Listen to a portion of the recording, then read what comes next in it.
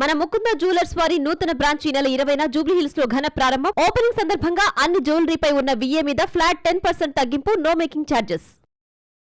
నిర్మల్ జిల్లా సోన్ మండలంలోని పలు గ్రామాల్లో అకాల వర్షాల వల్ల నష్టపోయిన మొక్కజొన్న పంటను ఎమ్మెల్యే ఏలేటి మహేశ్వర్ రెడ్డి పరిశీలించారు.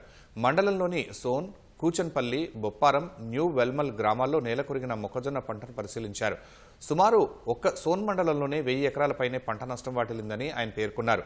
రాష్ట్ర ప్రభుత్వం ప్రతిసారి నివేదికలు తెప్పించుకోవడం తప్ప ఇప్పటివరకు ఏ ఒక్క రైతుకు కూడా నష్టపరిహారం చెల్లించలేదని ఎమ్మెల్యే ఏలేటి మహేశ్వర్ రెడ్డి మండిపడ్డారు. గతంలో కూడా ఈ రకమైనటువంటి డ్యామేజ్ జరిగినప్పుడు ఎన్యూమరేషన్ చేయించి మరి వారికి క్రాప్ డ్యామేజ్ కంపెన్సేషన్ ఇవ్వలేదు. మరి ఈ రకంగా ప్రతి సీజన్లో ఏదో ఒకసారి ఈ రకమైనటువంటి డ్యామేజ్ జరుగుతున్నప్పుడు కూడా రాష్ట్ర ప్రభుత్వం ఆదుకోవడం లేదు. ఒకవైపు రైతు బంధు రావడం లేదు, రుణమాఫీ పూర్తిగా జరగలేదు.